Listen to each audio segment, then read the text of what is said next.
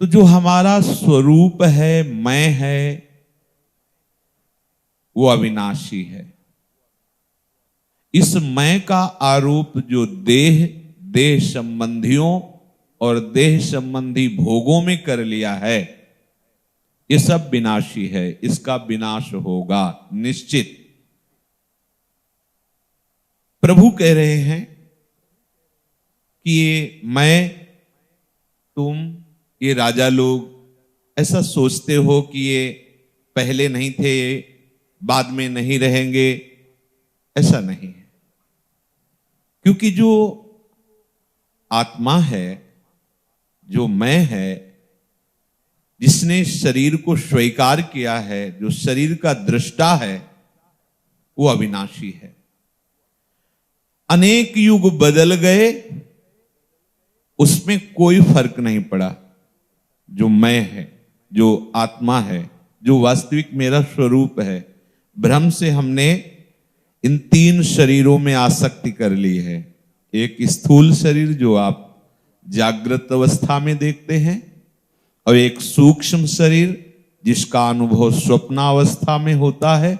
जब स्थूल शरीर पड़ा हुआ है निश्चेष्ट, तब भी चेष्टाएं होती हैं उस सूक्ष्म शरीर में, जो स्वप्न में देखने को मिलता है कि हम स्वप्न में ठीक वैसे ही सब व्यवहार करते नजर आते हैं, दुख सुख का, लाभ हानि का, जैसे हम जागृत में करते हैं। तो जागृत अवस्था का शरीर लेटा हुआ है, पर चेष्टाएं वो सब हो रही हैं, वो सूक्ष्म शरीर का है। और जो सुषुप्ति के बाद भी अनुभव होता है, मैं, ऐसा स्वभाव, ऐसी क्रिया, ऐसा, वो कारण शरीर है। तो मैं स्वभाव नहीं हूं, मेरा स्वभाव है। मैं स्वप्न नहीं हूं, मैंने स्वप्न को देखा है। मैं शरीर नहीं हूं, मेरा शरीर है। ये तो सब कोई देख रहा है इस बात को, पर वो अज्ञान के कारण मैं ही मान बैठा है। तो ये तीन शरीरों का स्वीकृति पूर्वक मैं में भाव आ जाना, यही बंधन है। स्वरूप में जो मेरा स्वरूप है, ये समझना होगा किसी भी मार्ग का पथिक हो। नहीं तो इसी देह भाव में लगा रहेगा, क्रियाएं होती रहेंगी, परिणाम देह आसक्ति, देह भोग, देह संबंध, तो बात बनेगी नहीं। अनेक युग बदल जाएं तो भी जीवात्मा में जो मैं है, उसमें कोई फर्क नहीं पड़ता, क्योंकि वो अविनाशी परमात्मा का अंश है। परंतु ये शरीर प्रतिक्षण बदलता रहता है, ये क्षण मात्र भी टिकता नहीं है। ऐसे विनाशी शरीर में स्वीकृति हो जाने के कारण मेरे को दुख सुख, लाभ हानि, मान अपमान, निंदा स्तुति, जन्म मृत्यु आदि ना व्यापते हुए भी भोगना पड़ता है। ना व्यापते हुए भी इनका कोई भी प्रभाव मैं में नहीं है। जो परमात्मा अंश, परमात्मा स्वरूप है, वो मैं हूं। प्रभु का जो अंश मैं स्फुरित हो रहा है, उसमें इनका प्रभाव नहीं, पर उस मैंने इसे स्वीकार कर रखा है। प्रभु कह रहे हैं, देहिनोस्मिन् यथा देहे कौमारम यौवनम जरा तथा देहांतर प्राप्तिर धीरस्तत्र न मुह्यति। हे अर्जुन, देहधारी के इस मनुष्य शरीर में, देहधारी जिसने देह को स्वीकार किया है, उसे शरीरी कहा जाता है। जैसे रिक्शा को स्वीकार करने से उसे बोलो ए रिक्शा, वो खड़ा हो गया। पर रिक्शा एक अलग वस्तु है, वो एक अलग है, पर स्वीकृति होने के कारण वो वहां खड़ा हो जाता है और आपसे बात करने लगता है। वही कुछ दिन में रिक्शा छोड़कर टैक्सी ले ले तो ए टैक्सी, वो खड़ा हो जाएगा, क्योंकि उसने स्वीकृति कर ली। अब उसे रिक्शा बोलो तो नहीं खड़ा होगा। ये यद्यपि ना रिक्शा है न टैक्सी है, पर स्वीकार करने के कारण वो अपने में आरोपित कर लेता है। यद्यपि टैक्सी वाला बोले तो कुछ समझ में आए, पर सीधे टैक्सी तो वो रुक जाएगा। ऐसे ही ये शरीर को स्वीकार, शरीरी यद्यपि वो नहीं है, पर वो स्वीकृति होने के कारण फिर इसके द्वारा जितनी चेष्टाएं होती शुभ या अशुभ वो सब भोगना पड़ता है। यद्यपि उस अवस्था में भी वो निर्लेप है, पर स्वीकृति होने के कारण ऐसा लगता है उसको कि ये मान है, ये अपमान है, ये दुख है, ये सुख है, ये निंदा है, ये स्तुति है, ये जय है, ये पराजय है, ये लाभ है, ये हानि है, जन्म है, ये मृत्यु है। साधना उपासना इसी बात की जाती है कि इन द्वंद्वों का कहीं प्रभाव ना पड़े। तो द्वंद्व तो आएंगे जाएंगे, प्रभाव यदि आप इस द्वंद्व से प्रभावित होने वाले शरीर को अपना मैं मानेंगे तो आपके ऊपर प्रभाव पड़ेगा। इस मैं को इससे हटा करके प्रिया प्रीतम के चरणों में अर्पित करना, ये प्रेमी उपासकों का मार्ग है। और उस शुद्ध ब्रह्ममय में स्थित हो जाना, ये ज्ञानी महापुरुषों का मार्ग है। पर दोनों को इस शरीर राग का त्याग करना होगा। तो जब तक इसके हम रहस्य को नहीं समझेंगे तब तक चाहे जितना साधन कर लीजिए, आप शरीर राग से नहीं हट सकते। ये किसी साधन से नहीं हटता, ये स्वीकृति से हटता है। आपने जो स्वीकृति गलत जगह की है उसे बदलिए। जैसे इसी शरीर में आप जब गृहस्थ थे तो आपने अपने को गृहस्थ रूप में ही देखा, स्वप्न में भी देखो स्वीकृति का प्रभाव। सोने के बाद आपको जब जगे तो बताना नहीं पड़ा कि आप गृहस्थ हो, गृहस्थ का ही भाव रहा स्वभाव में। लेकिन जब आप संत बन गए, वेश परिवर्तन करके विरक्त बन गए, तो अभी कोई देहासक्ति नहीं छूटी है, पर अब आप स्वप्न में भी अपने को गृहस्थ रूप में नहीं देखेंगे। देखो बाहरी स्वीकृति का सूक्ष्म शरीर पर प्रभाव पड़ रहा है। आप स्वप्न में भी अपने को संत रूप में देखेंगे और जगने के बाद स्वभाव में भी वही बैठ जाता है कि मैं विरक्त वेश में हूं, कोई समझाना नहीं पड़ता। मतलब स्वीकृति का स्थूल सूक्ष्म कारण तीनों पर प्रभाव पड़ता है। अपने माया के अविद्या के प्रभाव से गलत स्वीकृति कर ली है, इस शरीर को मैं मान लिया है। अब इस शरीर के जितने धर्म हैं, ये शरीर धर्म का ही है, सुख दुख लाभ हानि आदि ये सब भोगना पड़ रहा है। इसी से मुक्त होने के लिए भगवत मार्ग है, गुरु चरणाश्रय है। देखो सेवक जी महाराज कह रहे हैं, शत्रु मित्र समझानी, मान मान अपमान सम, दुख सुख लाभ न हानि, यह जो कृपा हरिवंश की। ये स्थिति आनी ही है। शत्रु मित्र समान हो जाए, मान अपमान समान हो जाए, निंदा स्तुति समान हो जाए, दुख सुख का कोई हमारे ऊपर प्रभाव न पड़े, ये कैसे हो सकता है? जब तक इस शरीर में हमारा राग है, ये स्वीकृति है कि मैं शरीर हूं, तब तक चाहे जितना आप साधन कर ले प्रभाव पड़ेगा, इन द्वंद्वों का प्रभाव पड़ेगा।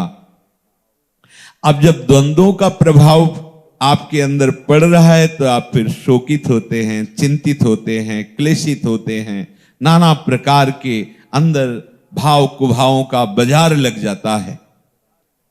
यही है भवजाल, यही है माया चक्र, इसी से मुक्त होना है। प्रभु कह रहे हैं, हे अर्जुन, देहधारी के इस मनुष्य शरीर में जैसे बालकपन, जवानी और वृद्धावस्था होती है, ठीक ऐसे ही दूसरे शरीर की प्राप्ति होती है। बालक से जवान हो गया, जवान से वृद्धावस्था हो गई, वृद्धा से मृत्यु अवस्था हुई, मृत्यु से जन्म अवस्था हुई। ठीक ऐसे ही इस विषय में जो धीर मनुष्य होता है वो मोहित नहीं होता, वो मृत्यु से भयभीत नहीं होता, मृत्यु से दुख नहीं दे सकती। जैसे बाल्यावस्था से जवानी आई, जवानी से वृद्धावस्था आई, ऐसे वृद्धावस्था से मृत्यु अवस्था आई, कोई फर्क नहीं पड़ता। पर देखो मृत्यु का कितना भय है, चराचर जगत को भय है। देहिनोऽस्मिन् यथा देहे कौमारम यौवनम जरा। पहले ये बात समझनी है कि शरीर की ये अवस्था है, शरीरी की नहीं। शरीरी माने जो शरीर को स्वीकार किए हुए है, जो मैं है, जो अपना स्वरूप है, ये अपना स्वरूप नहीं है। उसकी एक ही अवस्था रहती है, आनंद स्वरूप, सहज सुख राशि। क्योंकि आनंद समुद्र प्रभु का अंश है, वो आनंदमय है, किंचन मात्र दुख नहीं है, दुख का लेश नहीं है। पर शरीर को उसने स्वीकार कर लिया है। मैं स्त्री, मैं पुरुष, मैं बालक, मैं जवान, मैं बूढ़ा, बस इसी में परेशानी हो रही। यही अज्ञान है। यद्यपि दिखाई दे रहा है कि ये शरीर ही जन्मा है, शरीर ही बाल्यावस्था में, शरीर ही जवानी अवस्था में, शरीर ही वृद्धावस्था में, क्योंकि मैं इनको देख रहा है, मैं इनका दृष्टा है, मैं ये नहीं है। शरीरधारी के शरीर में पहले बाल्यावस्था आती, फिर युवावस्था आती, फिर वृद्धावस्था आती।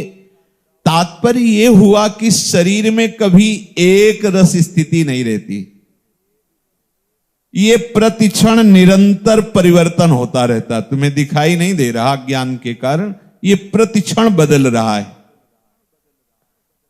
आज तक किसी ने तारीख नोट नहीं की कि हमारी मुछ इस तारीख को जगी थी, हमारी दाढ़ी इस तारीख को निकली थी। प्रतिपल बदल रहा है।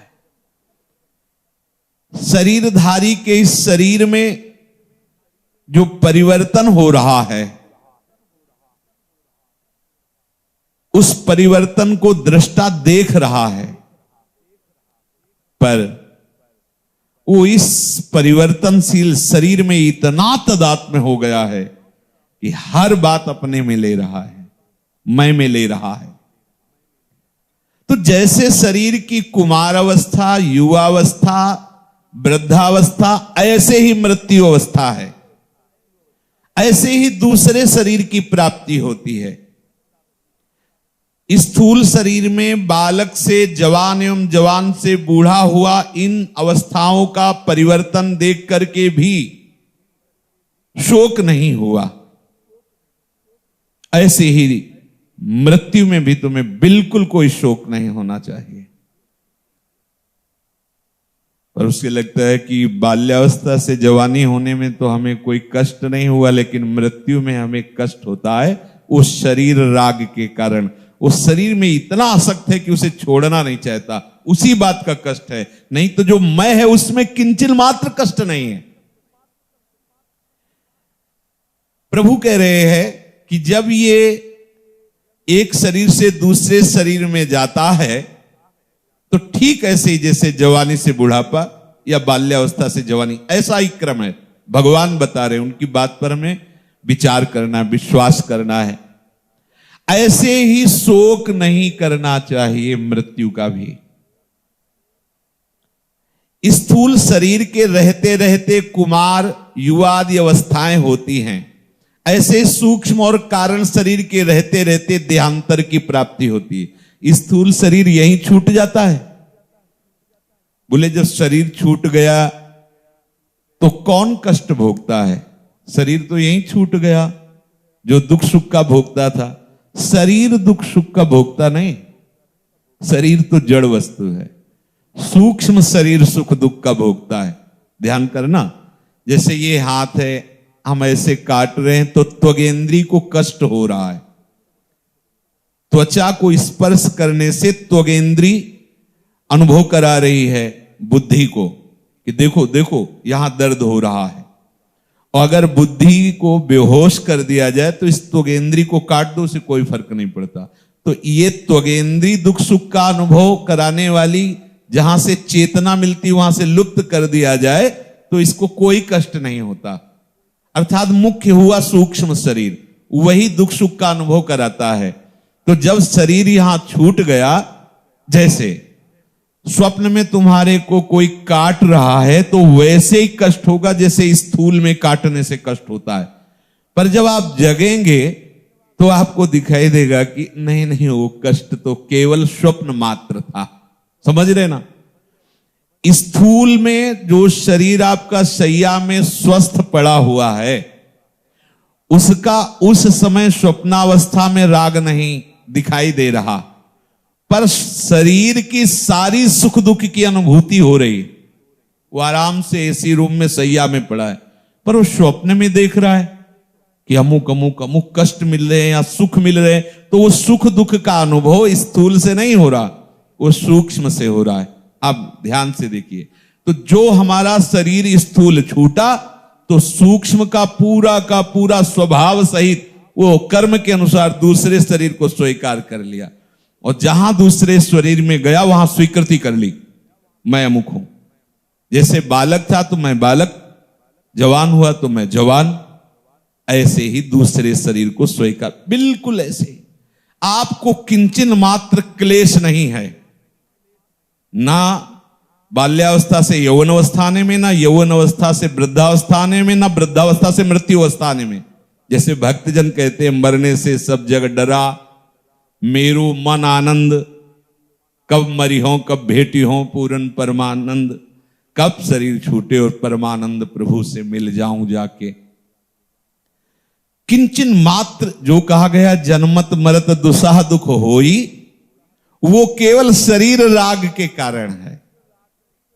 जैसे अभी अपने को कोई सूचना मिले कि अमुक जगह मकान ढहने से पूरा परिवार मर गया, आपको बिल्कुल ऐसा कोई व्यथित करने वाला कष्ट नहीं होगा, और ये जरूर कष्ट होगा कि सत्संग सुनने में तुमने विघ्न पहुंचा दिया। अगर ये बता दिया जाए कि उसमें आपका अमुक रिश्तेदार था, अब आपको व्यथा होगी। तो पहले भी लोग मरे उसमें, पर आपको व्यथा नहीं हुई। अब जब आपको यह पता चला कि आपका अमुक संबंधी था, अब आपको व्यथा हो गई। क्यों? क्योंकि उनसे आपने संबंध स्वीकार किया है। ठीक ऐसे ही इस शरीर से है।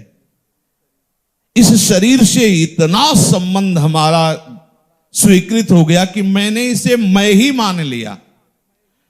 अब जब दूसरा शरीर प्राप्ति का संयोग आता है इस शरीर को छोड़ करके, तो इसमें अत्यंत राग होने के कारण दुसाह दुख होता है।